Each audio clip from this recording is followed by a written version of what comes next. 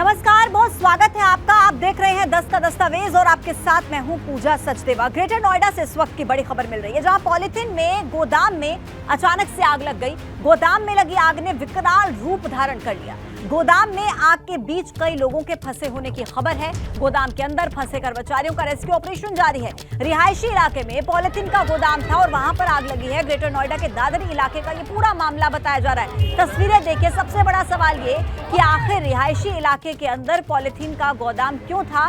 तो ऐसे में ये जो बड़ी जानकारी मिल रही है, इस पॉलिथीन के गोदाम में आग लग गई है और कई लोगों के फंसे होने की आशंका जताई जा रही है। फिलहाल रेस्क्यू ऑपरेशन चल रहा है, लोगों को बाहर निकालने की कवायद जारी है। एक्सक्लूसिव तस्वीरें एबीपी गंगा के पास है और इस वक्त की तस्वीरें आपको दिखा रहे हैं। और ये देखिए, तस्वीरें ग्रेटर नोएडा की हैं, जहां पर पॉलिथीन का गोदाम था। और सबसे बड़ा सवाल ये कि ये जो पॉलिथीन का गोदाम था, ये रिहायशी इलाके के अंदर था।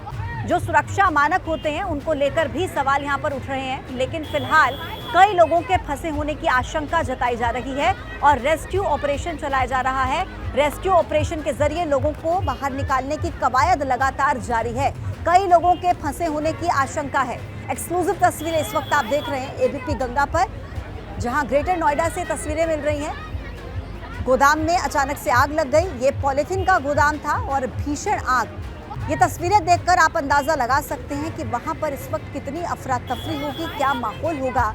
गोदाम में लगी भीषण आग ने किस तरीके से विकराल रूप लिया है, ये इन तस्वीरों के जरिए आप देखिए।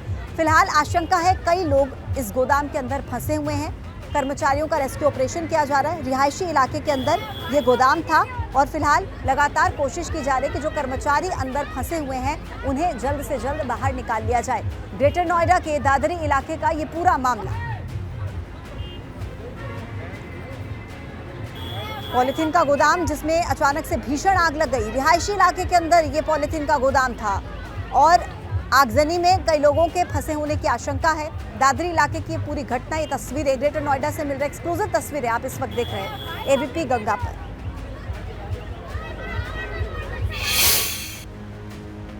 लखनऊ से एक और खबर मिल रही है। नहीं रहे टुंडे कबाबी के मालिक रईस अहमद। आज हुआ है टंडे कबाबी के मालिक का निधन और कल होगा रईस अहमद का अंतिम संस्कार। लखनऊ में काफी मशहूर हैं और इनकी दुकान, और अब इनका निधन हो गया है। कल अंतिम संस्कार किया जाएगा। टुंडे कबाबी के मालिक रईस अहमद अब नहीं रहे हैं, आज उनका निधन हो गया है। और लखनऊ में इनकी दुकान काफी मशहूर है टुंडे कबाबी के नाम से। तो कल रईस अहमद का अंतिम संस्कार किया जाएगा। ग्रेटर नोएडा से एक और बड़ी खबर मिल रही है। टोल प्लाजा पर लंबा जाम लग गया। NH91 की घटना है। दादरी टोल प्लाजा पर लंबा जाम लग गया। टोल प्लाजा पर जाम के अंदर सैकड़ों गाड़ियां फंसी हुई हैं। टोल प्लाजा पर आए दिन लंबा जाम लगता है और लाखों वाहन यहां से गुजरते हैं। ग्रेटर नोएडा के दादरी थाना क्षेत्र का पूरा मामला है, जहां पर लंबा जाम लग गया है। आए दिन इस तरीके की तस्वीरें सामने आती हैं और अब एक बार फिर से तस्वीरें सामने आई हैं, जहां लंबा जाम, कई गाड़ियां इस जाम में फंसी हुई। तस्वीरें देखिए, कई किलोमीटर लंबा जाम। टोल प्लाजा की तस्वीरें हैं NH91 की और ग्रेटर नोएडा के दादरी थाना क्षेत्र की ये तस्वीरें हैं, जहां से हर रोज लाखों की संख्या में वाहन गुजरते हैं। घंटों यहां पर वाहन जो है फंसे हुए हैं और कई किलोमीटर लंबा जाम इन तस्वीरों में देखिए।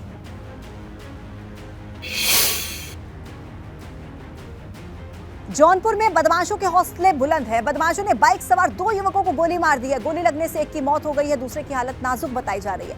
पुरानी रंजिश इसके पीछे की वजह है। वारदात को अंजाम देने की आशंका और मौके पर पुलिस पहुंची। मामले की जांच जारी है। शाहगंज कोतवाली क्षेत्र के मियापुर का ये मामला है। जौनपुर में जहां बदमाशों के हौसले कितने बुलंद है, ये आप इस खबर के जरिए समझिए। बदमाशों ने बाइक सवार 2 युवकों को गोली मार दी। एक व्यक्ति की मौत हो गई, दूसरे की हालत नाजुक बनी। एक और बड़ी खबर, जहां यूपी में बिजली कर्मचारियों की हड़ताल पर हाईकोर्ट अब सख्त हो गया। कई जगहों पर बिजली सप्लाई बाधित होने पर नाराजगी जाहिर की है। कोर्ट ने मामले का स्वतः संज्ञान लेते हुए मामले की सुनवाई की। हाईकोर्ट का सवाल सरकार से कि आखिर क्यों बिजली बाधित हो रही है, हड़ताल खत्म कराने के लिए सरकार क्या कदम उठा रही है, ये सवाल हाईकोर्ट की तरफ से पूछा गया। हड़ताल करने वालों के खिलाफ क्या कार्रवाई हो रही है। हाईकोर्ट ने सरकार से पूछा कि एस्मा लगा होने के बावजूद कर्मचारी किस अधिकार से हड़ताल पर हैं। बिजली सप्लाई जरूरी सेवा में से एक है और ऐसे में इससे जुड़े कर्मचारी कैसे हड़ताल पर गए हैं, यह सवाल सरकार से हाईकोर्ट की तरफ से पूछा गया। चीफ जस्टिस हैं राजेश बिंदल और जस्टिस जे मुनीर, जिनकी डिवीजन बेंच में यह सुनवाई हुई और स्वतः इस पूरे मामले पर संज्ञान लिया गया। अब कल भी इस पूरे मामले पर हाईकोर्ट में सुनवाई जारी रहेगी। मैनपुरी उपचुनाव के अंतिम दौर में सपा ने डिंपल को जिताने के लिए पूरी ताकत झोंक दी है। 5 दिसंबर को वोटिंग से पहले अब सपा ने अपना प्रचार और तेज कर दिया। अखिलेश, शिवपाल समेत पूरा परिवार इस वक्त मैनपुरी में प्रचार करने में जुटा है। एक तरफ जहां चाचा शिवपाल और भतीजे अखिलेश दिन में सभाएं कर रहे हैं, तो अब रोड शो भी किए जा रहे हैं। अखिलेश ने करहल विधानसभा में लंबा रोड शो किया, लोगों से डिंपल के लिए वोट की अपील की। तो वहीं इससे पहले उन्होंने जसवंत नगर में जनसभा की थी और शिवपाल भी लगातार प्रचार करने में जुटे हुए हैं। ये 3 तस्वीरें आप देख रहे हैं, जसवंत नगर में जनसभा की, करहल में रोड शो की तस्वीरें और चाचा के साथ मिलकर जो प्रचार किया गया। इन 3 तस्वीरों के जरिए आप समझिए कितनी तेजी के साथ समाजवादी पार्टी चुनावी प्रचार में जुटी हुई है। देखिए, अखिलेश यादव का रोड शो चल रहा है और मैं दर्शकों को उस रोड शो को दिखाना चाहूंगा जो करहल के बीच चल रहा है। पार्टी के नेता और कार्यकर्ता बड़ी संख्या में इस रोड शो में शामिल हुए हैं। अन्य जिलों के विधायक, कार्यकर्ता, जिला अध्यक्ष, वो सभी लोग आए हुए हैं। जय जय जय अखिलेश का वो जो पुराना नारा है वो लगातार लगाया जा रहा है। शिवपाल यादव जो उनके साथ रैली में शामिल थे वो इस वक्त नहीं है। अकेले अखिलेश यादव का करहल में, जहां से वो विधायक हैं, वहां रोड शो चल रहा है। नेताजी अमर रहे के नारे से गुंजायमान करहल की ये धरती, मैनपुरी की धरती, ये बड़ा रोड शो चल रहा है। ये जो दीवाने हैं समाजवादी पार्टी के, उनको देखिए, और ये भी एक रूप रंग है जो पूरे रोड शो में देखने को मिल रहा है। इस ठंड के मौसम में इस दीवाने को देखिए। मैं अब कि इस ठंड के मौसम में, दिसंबर के मौसम में मैंने समाजवादी पार्टी का रोड शो, जनसभाएं आपने देखी और मैनपुरी में भारतीय जनता पार्टी भी पूरा दमखम दिखा रही है। उपचुनाव में सीएम योगी आज दूसरी बार मैनपुरी पहुंचे और किशन मैदान में भाजपा प्रत्याशी के समर्थन में उन्होंने जनसभा की, जहां पर उन्होंने इस बार समाजवाद को लेकर अखिलेश समेत पूरे परिवार को आड़े हाथ। एक नया रहस्य मैं आपको बता रहा हूं, इस समाजवाद ये जेपी का समाजवाद नहीं है, डॉक्टर लोहिया का समाजवाद भी नहीं है। चचा शिवपाल तो डॉक्टर लोहिया के बारे में लिखते हैं, लेकिन उनको स्वयं नहीं मालूम होता है कि वे क्या लिख रहे हैं, उनको स्वयं नहीं मालूम है। ये समाजवाद के जो अलग अलग ब्रांड हैं वो एक खानदान में भी देखे जा सकते हैं। भाइयों बहनों, शिवपाल जी का जो समाजवाद है वह है जिसकी लाठी उसकी भैंस, यानी ये लठैत समाजवाद है इनका। प्रोफेसर राम गोपाल यादव का समाजवाद वह पूंजीवाद में बदल गया है। सब धरती गोपाल की, नोएडा से लेकर के फिरोजाबाद तक जो भी धरती दिखाई देती है, समाजवादी पार्टी की सरकार में उस जमीन को उन्होंने या उनके शागिर्दों ने हथियाने में कोई गुरेज नहीं की। और अखिलेश जी का समाजवाद भी अवसरवादी समाजवाद है। इनके पास जब भी चुनाव हारना होता 2 काम करेंगे, एक आरोप प्रत्यारोप और दूसरा बेचारी डिंपल जी को चुनाव लड़ा करके हराने के लिए भेज देते हैं। फिरोजाबाद में भी उन्होंने यही किया था ना, और कन्नौज में भी यही किया था। चुनाव हारना है तो उनको आगे कर देते हैं। मैनपुरी लोकसभा को समाजवाद नहीं, राम राज्य चाहिए। राम राज्य का मतलब जहां पर बिना भेदभाव के शासन की योजना का लाभ हर गरीब, हर नौजवान, हर किसान, हर महिला को, हर बहन बेटी को और समाज के प्रत्येक तबके को प्राप्त हो सके। राम राज्य। सीएम योगी के इस तीखे हमले पर अखिलेश यादव ने भी जवाब दिया है। एबीपी गंगा से बातचीत में उन्होंने हर हमले पर जोरदार पलटवार किया। अखिलेश यादव हमारे साथ हैं। सीएम ने रामपुर में कहा है कि आजम खां बदजुबान है। देखिए, आजम खां साहब को जो परेशानी पैदा की गई है सरकार को ये स्वीकार करना चाहिए और पूरा उत्तर प्रदेश और सभी राजनीतिक दल और यहाँ तक बीजेपी के अपने लोग कहते हैं कि आजम साहब के साथ जो हो रहा है वो गलत हो रहा है, ऐसा उनके साथ नहीं होना चाहिए। वो कह रहे हैं कि बेचारी डिंपल यादव को चुनाव लड़ने फिरोजाबाद भेज देते हैं, मैनपुरी भेज देते हैं। देखिए, एक महिला को बेचारी बोलना ये मुख्यमंत्री जी की भाषा नहीं हो सकती है। और मुख्यमंत्री जी को तो खुशी होनी चाहिए कि एक महिला जीतने जा रही है और महिला लोकसभा की सांसद बनेगी। वो कह रहे हैं कि जो समाजवाद शिवपाल यादव का है, जिसकी लाठी उसकी भैंस, अखिलेश यादव का जो समाजवाद है वो अवसरवादी है, राम गोपाल जी का पूंजीवादी है। देखिए, मैंने सबसे पहले जब समाजवाद की परिभाषा सुनी थी मुख्यमंत्री से, तो उन्होंने जो समाजवाद की परिभाषा बताई थी वो ओशो से सीखी थी। अब ये ओशो को कब पढ़ते थे ये मुझे नहीं पता। वो कह रहे हैं कि पिछली बार नेताजी की वजह से जसवंत नगर जीत गए, इस बार तो नहीं जीत पाए। यहाँ जनता नेताजी के साथ है और नेताजी का चुनाव है। यहाँ की जितनी जनता है आपको दिखाई दे रही है, जितने बुजुर्ग लोग हैं और नौजवान हैं, सब नेताजी के पक्ष में वोट डालने जा रहे हैं। वो कह रहे हैं कि मैनपुरी की तुलना सैफई से नहीं करना चाहिए। मैनपुरी वालों के साथ धोखा दिया है सैफई परिवार ने, और सारा कुछ विकास सैफई में किया, मैनपुरी में तो कुछ किया नहीं। जिस सड़क पर वो चल के आए होंगे वो सड़क समाजवादियों की बनाई हुई है। जिस सड़क पे वो बिजली के खंभे और लाइट देख रहे होंगे वो समाजवादियों की बनाई हुई होगी। मैनपुरी में सीएम योगी ने शिवपाल यादव पर भी तंज कसा था। पिछली बार तो पेंडुलम वाले बयान पर सियासत गरमाई थी, लेकिन इस बार सीएम योगी ने शिवपाल पर लठैत हमला किया है। इस पर शिवपाल ने जो कहा वो भी सुनिए। उसकी लाठी उसकी भैंस कह रहे हैं मुख्यमंत्री जी।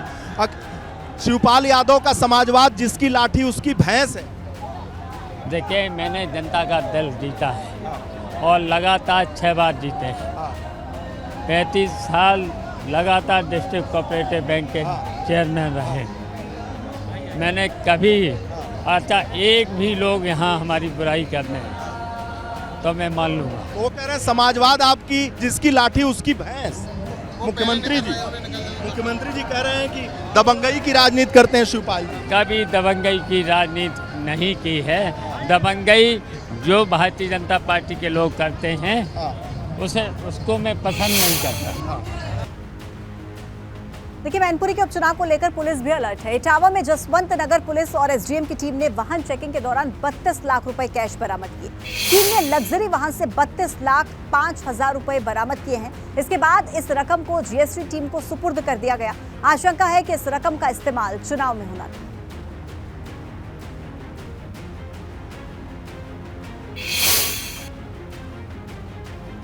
वहीं रामपुर में महिलाओं पर दिए गए बयान को लेकर आजम खान पर केस दर्ज हो गया है। इसके बाद अब आजम की पत्नी और पूर्व सांसद तंजीन फातिमा उनके बचाव में उतर आई। एबीपी गंगा से बातचीत में तंजीन ने कहा कि हमें और हमारे परिवार को लगातार निशाना बनाया जा रहा है। आजम खान साहब ने जो बयान दिया है वो अपने और परिवार के ऊपर हो रहे जुल्म और ज्यादती को बताने के लिए दिया है।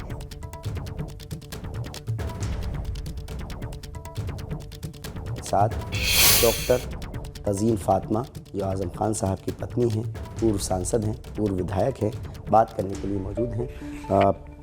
डॉक्टर साहिबा, ये बताइए, आपके पति आज़म खान साहब पर रामपुर पुलिस ने एक और मुकदमा दर्ज किया है। इस बयान को आप किस तरह से देखते हैं, क्योंकि आप एक महिला हैं और पुलिस ने जो कार्रवाई की है एक महिला की शिकायत पर, उसको आप किस तरह से देखते हैं? देखिए, आज़म खान साहब के ऊपर FIR दर्ज करना बग़ैर किसी इंक्वायरी के, बग़ैर किसी जांच के, ये तो एक फैशन बन गया है। हर अधिकारियों को ये भी जानने की ज़रूरत नहीं है कि इस बयान में क्या सच्चाई है। आज़म खान साहब ने ये जो बयान दिया था वो इस संदर्भ में दिया था कि अगर हम जालिम होते, अगर हमने जुल्म किया होता, तो ये आम तौर पर बोलचाल की भाषा है, तो बच्चा माँ के पेट से निकलने से पहले पूछता कि मतलब कि आज़म खान से पूछ लो कि बाहर आना है कि नहीं। जाहिर सी बात है, एक आपत्तिजनक बयान तो है, लेकिन जो पुलिस ने मुकदमा भी अब इस पर दर्ज कर लिया है, तो आपका क्या कहना है? नहीं, आपत्तिजनक बयान नहीं है, इसलिए कि 4 सालों में, पिछले 4 सालों में मैंने, मेरे बेटे ने, मेरे पति श्री मोहम्मद आज़म खान साहब ने जिन जो जुल्म सहे हैं, उसके बाद कि हम अपनी बात जनता से भी नहीं कह सकते, हम लोगों को बता भी नहीं सकते। उन्होंने अपने दिल का दर्द जाहिर किया था। आपके बेटे अब्दुल्ला आज़म के जन्म प्रमाण पत्र को लेकर भी एक मामला चल रहा है और आज़म खान साहब का बयान बार बार ये आ रहा है कि हम इतने बदनसीब माँ बाप हैं कि अपने बेटे की पैदाइश भी साबित नहीं कर पा रहे कि वो कब पैदा हुए। तो ये पूरा मामला कैसे है और क्यों इस तरह के बयान आ रहे हैं?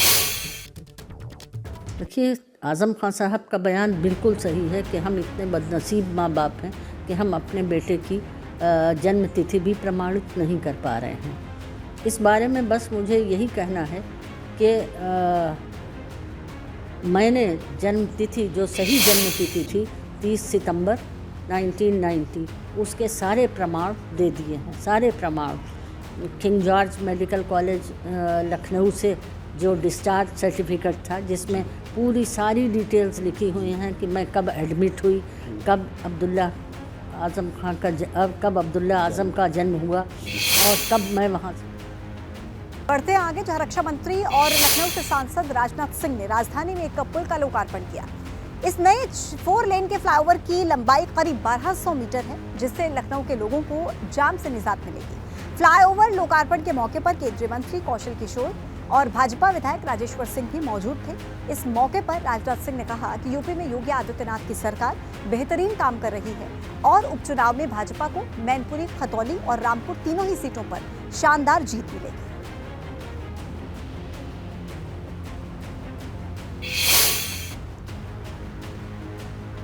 खबर राजधानी दिल्ली से है, जहां भाजपा अध्यक्ष जेपी नड्डा से मिले केशव प्रसाद मौर्य। जेपी नड्डा से डिप्टी सीएम की मुलाकात हुई। जेपी नड्डा को जन्मदिन की उन्होंने शुभकामनाएं दी। यूपी के डिप्टी सीएम केशव प्रसाद मौर्य भाजपा अध्यक्ष जेपी नड्डा से मुलाकात करने पहुंचे। तस्वीरें देखिए, जेपी नड्डा के जन्मदिन की शुभकामनाएं देते हुए केशव प्रसाद मौर्य की तस्वीरें राजधानी दिल्ली से, जहां डिप्टी सीएम केशव प्रसाद मौर्य ने जेपी नड्डा से मुलाकात की, उन्हें उनके जन्मदिन की शुभकामनाएं दी, संदेश दिया।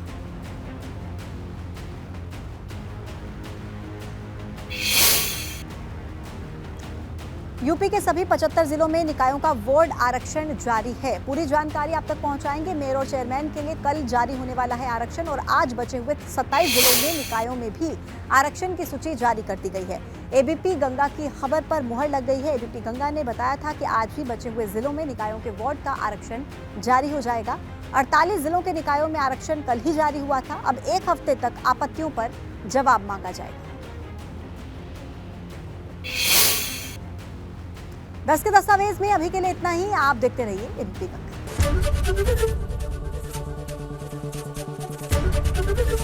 एबीपी गंगा, खबर आपकी, जुबान आपकी।